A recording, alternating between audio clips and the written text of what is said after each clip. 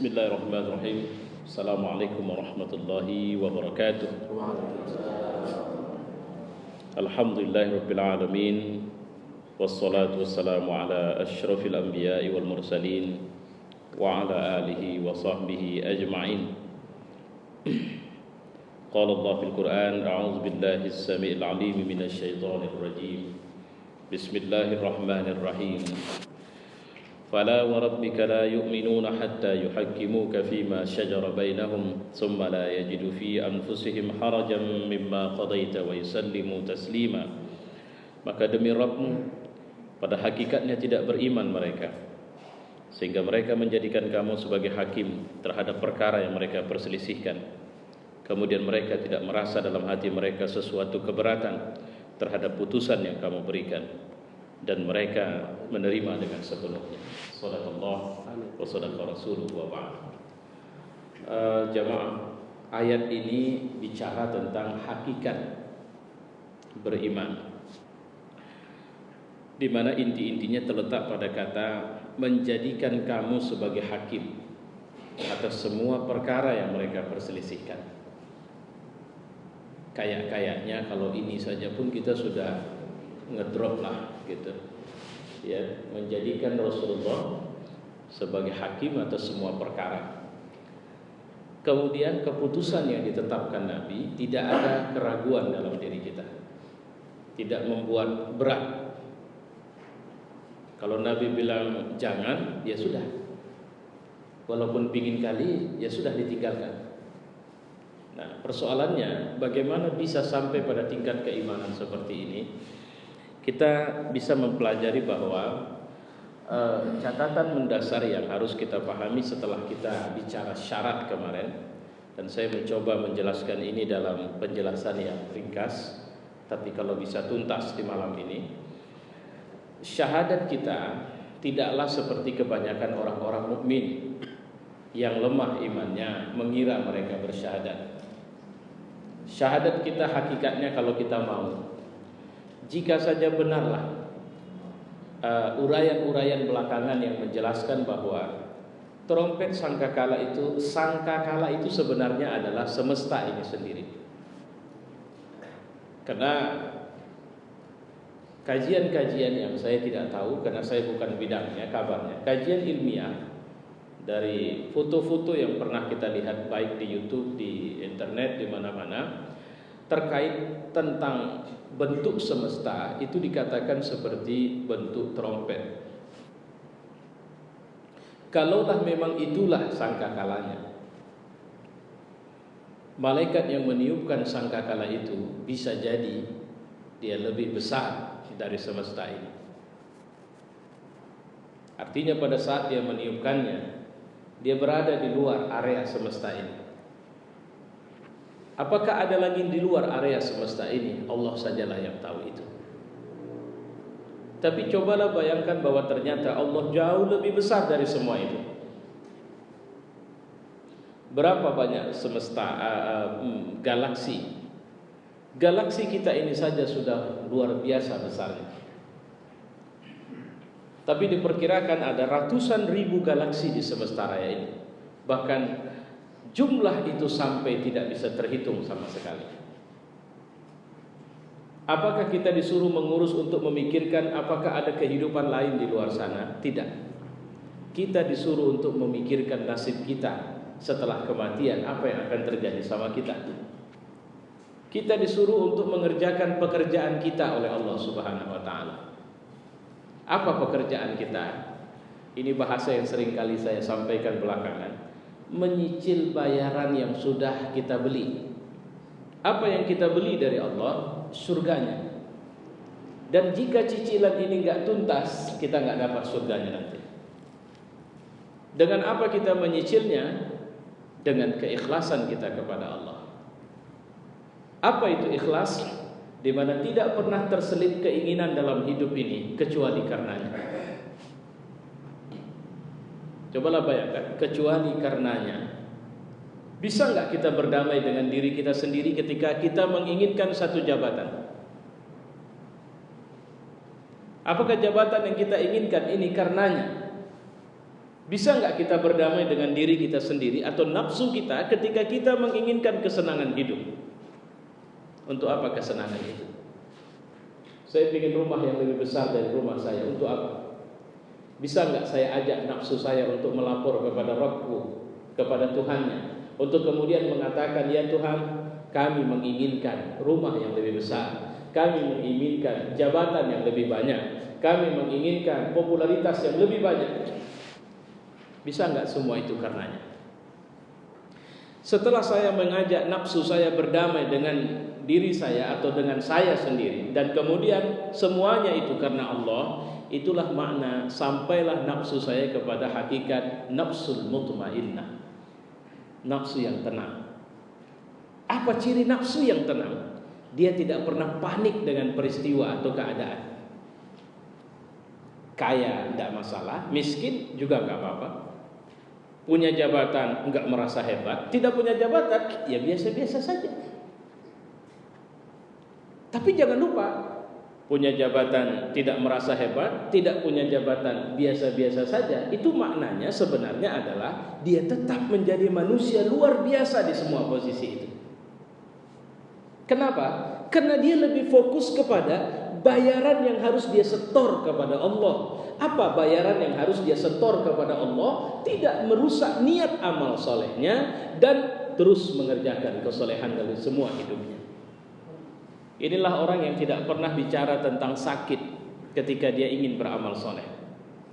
Inilah orang yang tidak pernah bicara tentang udah tua saya ketika diajak terlibat dalam semua kegiatan-kegiatan dakwah. Dia hanya baru berhenti dari semua kegiatan-kegiatan yang positif dalam dakwah itu ketika dia sudah pikun atau mungkin dia mati nanti. Inilah makanya kita tidak perlu heran ketika melihat Syekh Ahmad Yasin yang hari-harinya di atas kursi rodanya, tapi hari-harinya dia menjadi spirit besar bagi orang-orang di Palestina untuk merebut kemerdekaan. Ini yang patut kita pahami sebentar. Catatan kita bahwa dengan demikian transaksi hidup yang kita bangun itu kepada Allah, mau jadi apapun, tidak ada persoalan. Seorang mukmin seperti berada dalam salat jamaah dan dia tidak perlu khawatir berada di saf yang keberapa, karena dia akan disikapi sama oleh Tuhan yang sama, yaitu Allah Subhanahu wa taala. Dia hanya mengkhawatirkan kalau dia jadi imam, dia akan terperosok atau tergelincir dari keikhlasan, atau dia berada di saf pertama, mungkin dia akan terkurangi ikhlasnya. Dia lebih suka bersembunyi dari makhluk, tapi kelihatan jelas oleh Allah Subhanahu wa taala di semua posisi hidupnya. Bagaimana semua ini harus dibangun? Saya mau sampaikan dalam perjalanan tadi kemari, salah satu renungan atau khotorat lintasan hati saya adalah dalam pendampingan Allah tidak kurang dari 23 tahun. Lebih kurang lah. Saya ulangi sekali lagi, dalam pendampingan Allah lebih kurang 23 tahun. Coba kita cari kapan Nabi senangnya. Padahal didampingi oleh Allah terus. Tidak ada event setelah dia diangkat menjadi Nabi dan Rasul kecuali Allah bersamanya, Allah bersamanya, Allah menyertainya, Allah membelanya. Tapi kapan dia senang? Apakah setelah hijrah ke Madinah selesai tugas? Tidak. Hijrah ke Madinah ternyata mulailah event di mana Islam harus menginternasionalisasi dirinya, dan itu adalah ofensif, bukan defensif. Madinah adalah ofensif, Makkah defensif. Apa yang saya maksud defensif? Di Makkah masih bertahan, tapi di Madinah kita harus memulai serangan. Jadi tidak ada kemenangan kalau kita hanya memikirkan bagaimana strategi bertahan. Apapun yang terjadi pada Bizantium, 1000 lebih tahun mereka itu bertahan di balik tembok besar yang berlapis-lapis, tapi akhirnya mereka tumbang, dan tembok itu tidak ada harganya kecuali catatan sejarah, orang takut. Sama kayak tembok raksasa Cina. itu tidak dibangun karena sebab mereka berani, tapi dibangun karena mereka sebab mereka itu takut. Apa yang dilakukan oleh Nabi di Madinah adalah sebuah gerakan untuk melakukan atau memulai segalanya. Ketika orang bicara ekonomi, kita harus hadir, bukan cuma ikut nimbrung, tapi kemudian kita memberikan tawaran-tawaran ekonomi di situ. Ketika orang bicara politik, Nabi tidak menunggu inisiatif raja lain. Dia memulai berinisiatif. Dia mengirimkan duta-dutanya. Dia menyampaikan suratnya. Suratnya sangat sederhana. Aslim taslam. Islamlah kalian akan selamat. Ini catatan yang patut kita pahami dari strategi yang dibangun Nabi. Nanti insya Allah ada rezeki kita bisa diskusi lebih jauh. Cuma saya mau sampaikan, yang dibutuhkan Nabi itu para Rabbani. Dia nggak butuh cuma orang yang ngaku Islam. Siapa Rabbani? Nah, syarat pertama, mereka adalah orang yang sudah meletakkan dasar diri mereka sebagai budak Allah Subhanahu wa taala. Ibu, ada berapa anak di rumah? Titipan ibu itu, mau Allah itu, tolong jadikan dia orang yang tunduk sama aku. Bapak-bapak, diserahin perusahaan kemudian disuruh ngerjakan, apa yang mau Allah? Kau posisimu sebenarnya wakilku di situ. Harusnya aku yang kerja, cuma nggak perlulah aku sampai turun ngurusin kebun. Kalian yang ngurusin. Mauku jadikan itu sarana kalian tunduk kepada Allah, kalian tidak mengeluh kepada rezeki yang aku kasih, dan kalian bisa buat manfaat pada orang banyak. Ya Allah, makanya mesin luar biasa ya. Kita sedang pelajari mesin ini. Ini prosesor yang amat sangat luar biasa yang tidak bisa digantikan dengan yang lain. Ada orang bisa jadi tim suksesor atau suksesor orang yang mau jadi presiden. Kalau sudah tidak jadi, berhenti. Militansi, waktu yang dibuang, harta yang dihabiskan, itu berhenti semuanya. Kalau sudah jadi, nagih. Tapi seorang yang menjadi suksesor ataupun tim suksesnya Allah dalam menerapkan bumi ini menjadi baldatun thayyibatun wa rabbun ghafur, Allah la yukhliful mi'ad. Allah tidak menyalahi janjinya. Allah sudah bilang, jangan takut. Harga kalian surga sama aku. Dunia ini kecil. Saya sudah pernah bilang, banding sholat sunat sebelum subuh saja, kecil kali dunia ini, nggak bisa dibandingin. Aku kaya raya, kaya kali aku. Bumi ini yang kalian habis-habisan bertengkar, merasa sombong, merasa hebat, merasa tidak perlu aku di sini, itu cuma satu bola kecil yang hanya noktah dalam semesta ini. Jadi nggak usah takut kalau kalian tidak punya apa-apa dari bumi ini. Ya Allah. Maka orang hebat dalam Islam bukanlah orang yang kita tandai dari jabatan, dari kemuliaan, harta, dari banyaknya popularitas yang dia punya. Tapi orang hebat dalam Islam adalah tegarnya dia mempertahankan ketakwaannya apapun resikonya. Sama dia tidak peduli apapun hilang, kecuali jangan Allah yang hilang dari dia. Itu makanya harga diri orang-orang mukmin ketika mereka sudah membuat MOU sama Allah tinggi sekali. Dan ini MOU itu, asyhadu an la ilaha illallah wa asyhadu anna Muhammadur Rasulullah. Itu MOU. Coba bayangkan, mau seorang presiden rakyat MOU sama Allah, kalimatnya sama, sehingga harga diriku sama dia di hadapan Allah sama. Tinggal buktiin. Kalau teori tidak sulit, saya bilang asyhadu an la ilaha illallah wa asyhadu anna Muhammadur Rasulullah. Allah bilang apa? Syahidallahu annahu la ilaha illallah. Allah pun bersaksi memang tidak ada Tuhan kecuali Dia. Dia tahu betul kok memang Dia Tuhan. Ya Allah. Makanya sebenarnya dari kita hanya dibutuhkan pembuktian. Nah, pertanyaannya sekarang atau persoalannya, apa syahadat itu hakikat? Syahadat itu bukan cuma mengucap. Allah tidak percaya kok kesaksian lidah. Bahkan Allah bilang, Nabi bilang, nanti yang paling banyak buat kita masuk neraka itu lidahnya. Jadi apa yang dibutuhkan Allah? Nah, pertama, jadikan lidahmu alat untuk mengiklan. Kalau sudah berani iklan, kalau saya sudah berani promo, ini barang nomor 1. Saya harus berani tanggung jawab dong. Jadi untuk berani bilang saja, menyatakan Muslim, itu butuh kesadaran dan pemahaman total dalam diri kita. Menyatakan bahwa Tuhanku Allah, bahwa tidak ada yang kusembah kecuali Dia. Tuhanku Allah, bahwa tidak ada yang mengatur rezekiku kecuali Dia. Tuhanku Allah, bahwa tidak ada yang perlu aku cari untuk mendukung popularitasku kecuali Dia. Itu yang harus kita mantapkan dalam diri kita. Di saat aku sakit, Tuhanku hanya menyuruhku berobat dan berobat pada yang Dia suka. Tapi Dia menjanjikan kesembuhan, sehingga aku tidak minta sembuh sama yang lain. Aku minta sembuh sama Allah.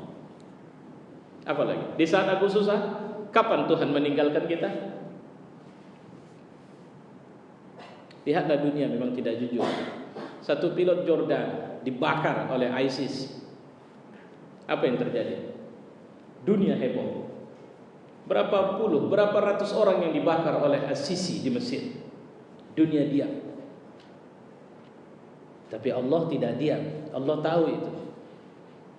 Apa Allah? Tapi kalau Allah tahu, Allah tidak diam. Tapi kenapa Allah biarkan? Allah tidak membenarkan surga kita beli dengan cara cengeng.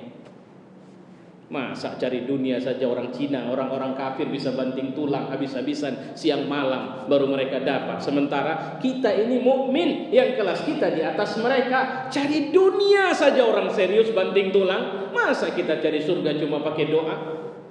Itu yang harus kita garis bawahi. Cobalah nanti di tengah malam saat kita tidur, bangunlah, mungkin ini malam terakhir kita.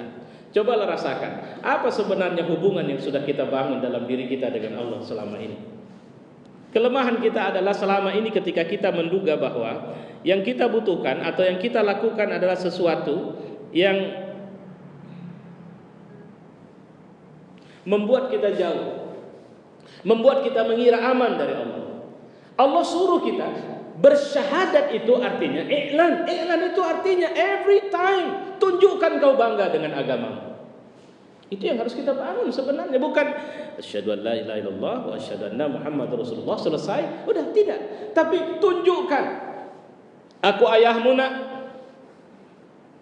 aku tidak menginginkanmu masuk ke dalam neraka Allah, karena aku sudah berikrar dengan Tuhanku bahwa aku punya keluarga dan aku tidak mau salah satu darah dagingku masuk ke dalam neraka Allah. Aku tidak mau. Itu bentuk syahadat, i'lan.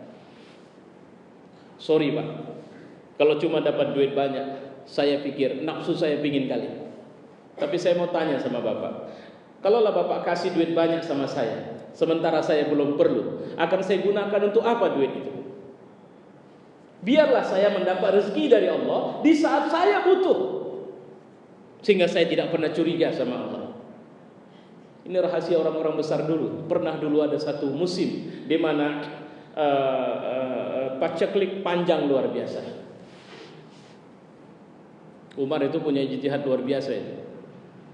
Kumpulkannya orang di lapangan, suruhnya istighfar semua. Minta ampun kalian sama Allah. Sebanyak-banyaknya di sini, minta ampun. Semua minta ampun, semua pada menangis. Habis itu pulang. Orang tanya, loh, kenapa tidak dilakukan seperti Rasul mengajak kita? Beda. Aku ajak kalian minta ampun karena dosa kita sudah jauh lebih banyak. Bagaimana kalian diterima Allah sujudnya? Kalau kalian sujud, di saat itu ada dosa yang kalian merasa aman dari Allah. Tapi kenapa cuma minta ampun ya Amirul Mukminin? Apa jawab Umar?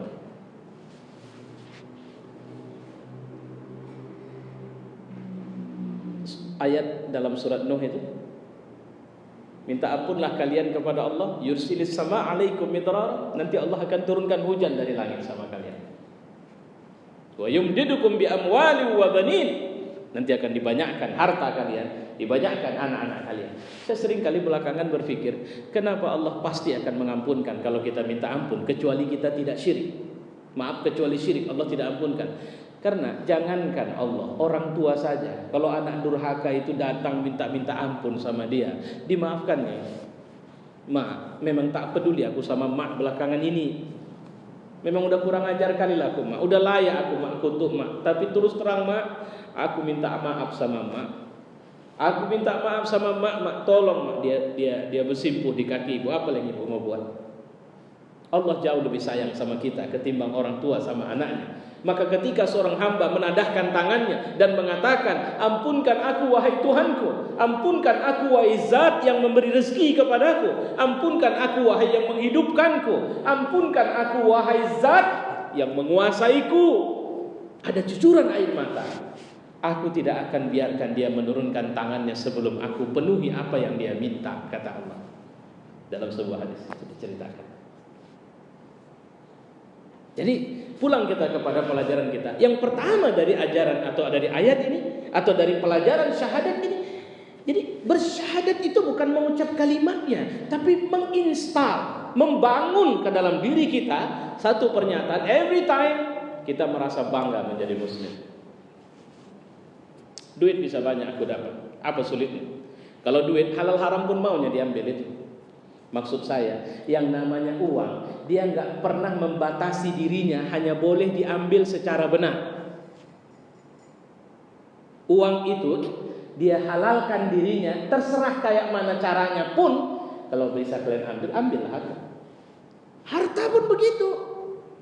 Harta itu tidak pernah menghalalkan dirinya, aku hanya bisa diambil oleh orang-orang yang takut sama Allah. Tidak.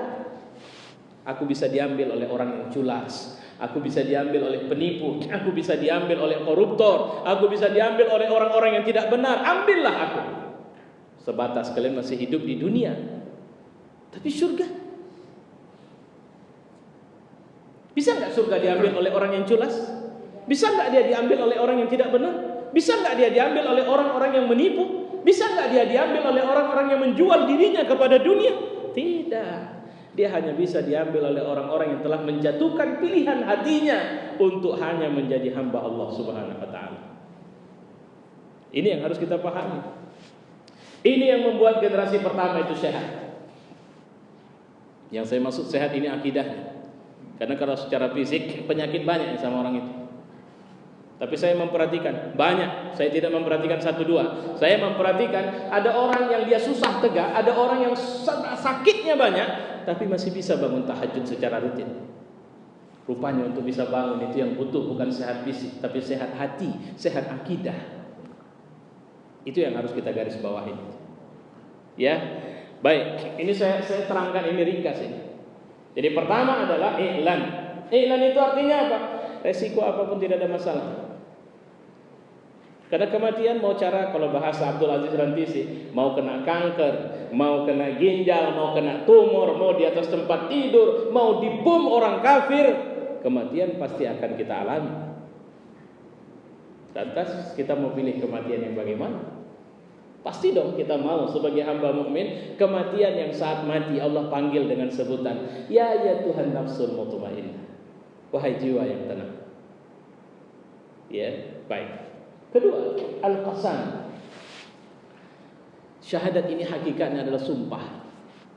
Kalaulah kita boleh bersumpah, inilah sumpah yang dianjurkan sama kita ucapkan terus menerus. Inilah sumpah yang boleh jadi proteksi kita, bentengi kita dari makhluk. Sehingga kita tidak perlu mengucapkan sumpah kepada makhluk, cukup sama Allah saja. Ya, sumpah apa? Sumpah kau Tuhanku Tuhan. Sumpah aku cuma menjadikan Muhammad sebagai Rasulku.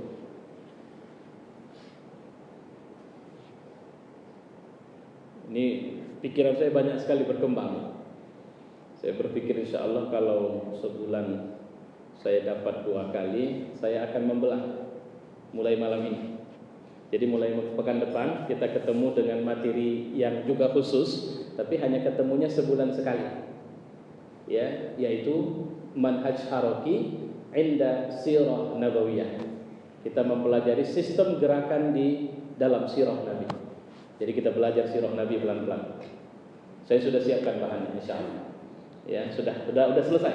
Belum masih jalan, tapi untuk setahun ini sudah selesai. Karena ada sekitar 50 lebih bahan untuk ditampilkan sudah saya siapkan. InsyaAllah nanti kita akan. Kenapa? Karena kalau Muhammadur Rasulullah, omong kosong cerita Muhammad itu Rasul kita, sementara kita nggak kenal dia. Kita nggak kenal kenapa dia perang Badar. Kenapa Allah paksa mereka berangkat perang padahal semangatnya tidak perang. Kenapa Allah biarkan mereka kalah di Uhud kemarin. Jangan lupa ya, Nabi itu hampir terbunuh loh di Uhud. Orang kafir itu udah pegang pedang. Ini Nabi udah posisi hanya sekitar berapa langkah lagi menebas Nabi. Nabi pun udah tersungkur jatuh itu. Ya Allah, itu situasi sangat genting itu. Dalam situasi seperti itu ada sekitar 8 orang sahabat di sekeliling Nabi, yang mereka tidak peduli lagi. Sampai ada yang udah sayatan pedang itu, udah nggak peduli. Pedang itu bertubi-tubi ke badannya. Kenapa? Karena sasarannya Nabi. Dia tidak peduli. Sampai Nabi mengatakan, siapa yang mau mendapatkan surga, lindungi aku di sini. Apa Nabi jual surga? Tidak. Dia adalah utusan Allah. Yang dia tahu membela nabinya adalah, makanya kita marah sama orang-orang Paris yang buat tabloid sampah itu. Walaupun Nabi terpaut jauh ribuan tahun dari kita, siapa bilang kita kehilangan cinta? Itu yang harus kita garis bawahi. Bohong. Kita cinta sama Nabi, kita mengatakan Muhammad Rasulullah, tapi kita tidak paham siapa dia di rumahnya. Kenapa dia biasa menangis sama Allah? Itu harus kita cari tahu terus, ya. Nah, jamaah yang mulia, qasam ini sumpah. Sumpah apa? Sumpah yang ada konsekuensinya. Sumpah yang pasti Allah akan tuntut sama kita. Kenapa? Karena Allah juga sudah bersumpah sama kita. Coba pelajari ayat-ayat Al-Quran, ya, wal 'asr. Dan banyak-banyak lagi ayat yang lain Allah bersumpah dengan sekian banyak makhluk. Artinya apa? Untuk ngingatin aku Tuhan dan aku tidak menyalahi janji sama kalian ya. Apapun yang kalian minta, apapun yang kalian bilang, aku penuhi. Itu cerita sumpah. Ya. Jadi kalau dia sudah memenuhi janjinya, lantas kita berkhianat atas janjinya, wajar dong dia marah. Makanya saya kemarin kadang-kadang muncul pikiran, ya amantu billah, kenapa Allah hidup yang sebentar ini saja ada orang yang kafir sama dia, tapi dimasukkannya ke dalam neraka, khalidina fiha, kekal. Kok kayak nggak adil Tuhan ini? Ini khotorah. Coba bayangkan ibu, hidup ini sebentar, akhirat itu kekal abadi, tapi tidak dikasihkannya kesempatan sedikit pun untuk masuk surga. Saya nggak tahu, tapi ketemu saya dengan ayat Allah, waquduhan nas wal hijarah. Ya Allah, ternyata ada orang yang dia hidup di dunia ini, di hadapan Allah dia itu cuma batu neraka itu. Jadi kalau memahaminya gitu, yang bahan bakarnya itu batu neraka itu adalah salah satunya adalah manusia. Ya Tuhan, janganlah kita menjadi hamba yang hidup di dunia yang sebenarnya sudah dipersiapkan Allah cuma jadi bahan bakarnya, bahan bakar nerakanya. Ya kalau namanya bahan bakar ya sudahlah, mana mungkin dimasukkan surga? Ada yang udah yakin gak bakal jadi bahan bakar neraka? Kan tidak ada jaminan sama kita. Kalau tidak ada jaminan, kok merasa aman? Itu yang sering kali kita kejebak. Ya, maka sisa waktu yang kita punya adalah sisa waktu yang harus kita gunakan untuk kebaikan di jalan Allah Subhanahu wa taala. Gak lama kok. Dunia ini makin dikejar, apa? Makin kurang ajar. Nah, gitulah pakai bahasa bebasnya. Kalau nggak kita kejar, didekatinya kita itu. Nggak percaya, cobalah tahan. Jangan kejar dunia. Agak jual mahal sama dunia. Menyembah dia datang sama kita. Ya, baik. Kemudian al-ahad. Ahad ini apa? Qasam itu adalah sumpah. Al-ahad ini janji. Qasam ini artinya apa? Resiko apapun aku sudah siap. Kalau sumpah ini artinya janji ini, apapun kesulitannya tidak ada masalah. Saya pernah menceritakan, insya Allah itu 80-20. Masih ingat gak kalimat saya 80-20? 80 itu artinya kalau dalam rencanaku totally 100% aku sudah ikut. Tapi persoalannya ada rencana Allah yang aku tidak tahu. Orang yang berangkat naik Air Asia kemarin, rencananya agak-agak waktu duha sudah sampailah di Singapura. Tapi rencana Allah mereka nggak sampai. Ketika saya mengatakan insya Allah saya datang, artinya tidak ada lagi keraguan yang harus kau tanam di pikiranmu bahwa aku pasti datang. Cuma Allah yang lebih tahu. Maka itulah aku bilang insya Allah. Jadi apa yang dimaksud dengan al-ahad di sini atau janji di sini, artinya kita ini mengaji ini, ibu bapak, kadang kalau waktu lapang, mohon maaf, tadi pagi saya memberi tausiah kuliah subuh perdana Majelis Taklim Indonesia Sumatera Utara Bangkit, dihadiri oleh gubernur dan seluruh jajaran SKPD eselon 2 sampai 4 provinsi Sumatera Utara. Saya sampai masih ada waktu untuk bisa zikir salat sunat di masjid, tapi saya sudah terlambat datang. Artinya saya masih ada waktu untuk bisa salat sunat dan zikir sebelum subuh, tapi saya sudah tergolong terlambat datang. Kenapa? Sudah jauh lebih banyak orang datang dan sudah penuh halaman masjid itu dengan mobil-mobil yang parkir. Bahkan di kantor gubernur juga sudah penuh dengan mobil yang parkir. Saya mohon maaf menyampaikan pengalaman saya sepanjang sholat, dan kemudian saya sangat terharu. Terharunya itu saya dapat pelajaran ikhlas saja. Ya Tuhan, ketika ada sesuatu dari dunia yang mungkin aku inginkan, aku lebih sering bergegas dan tidak seperti atau tidak kehilangan rasa lelah. Tapi ketika cuma Engkau saja yang memberi harapan dan tidak ada dunia yang disebut-sebutkan di situ, kenapa aku lebih sering lemah? Ketika seorang pemimpin hanya menorehkan kebijakan, satu saja kebijakan, subuh di masjid, kita bersama di Masjid Anu, dan pemimpin ini lihatlah pengaruhnya. Semua orang berbondong-bondong untuk ikut. Apakah benar kita selama ini menjadikan dia sebagai pemimpin kita? Sehingga kebijakan-kebijakannya selama ini kita laksanakan dengan sungguh-sungguh. Ketika dia bukan cuma buat kebijakan tertulis, dia turun ke langit dunia setiap malam. Kita ambil kesempatan bertemu dengan pemimpin semesta raya ini. Ya Allah, betapa rendahnya kadar takut kita, kadar takwa kita sama Allah Subhanahu wa taala rupanya. Kalau hujan pengajian saat malam Sabtu, apakah kita sesemangat di saat tidak ada hujan? Ahad itu artinya dalam kondisi lapang atau sempit, dalam kondisi susah atau senang, dalam kondisi sakit atau sehat, tidak kehilangan keyakinan untuk tetap tunduk kepada Allah Subhanahu wa taala. Apa yang buat kita aman sekarang? Simpanan kita masih ada. Ini hari ini banyak kali khotorat sama saya. Ketika siang tadi istri saya bergegas untuk menyiapkan makan siang, yang terlintas dalam pikiran saya, anak-anak itu tidak pernah berpikir bagaimana cara menemukan dan mendapatkan makanan itu. Mereka hanya tahu bahwa siang jam sekian mereka harus diantarkan makanan ke sekolahnya. Pernah gak mereka berpikir? Pernah gak kita masuk ke wilayah sistem kerja Allah dalam hal ini ketuhanan? Bagaimana cara dia memikirkan hujan ini turun, kemudian ya Tuhan, semua itu karena diliputin oleh rasa sayang. Saya sayang, tadi saya mendownload satu file video, tapi sayangnya tidak di sini. Nanti insya Allah mungkin di waktu lain. Tentang cerita seorang anak perempuan tentang ayahnya. Ayahku hebat.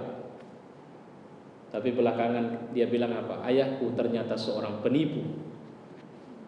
Ayahku seorang pembohong. Kenapa dia bilang pembohong? Dia bilang bahwa dia tidak pernah mengalami kesusahan dan dia tidak pernah lelah.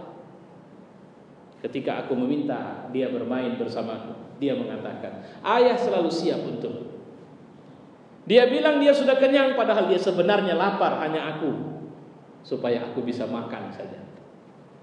Dia bilang dia punya banyak waktu untukku, padahal setiap mengantarku ke sekolah, dia berlari sekencang-kencangnya untuk pergi ke tempat kerjanya. Dia tidak pernah mau aku susah, Karena semua teman-temanku kalau berangkat sekolah selalu diantar oleh ayah berdasi.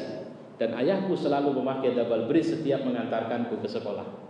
Padahal dia seorang buruh angkut beras. Ayahku itu pembohong, katanya.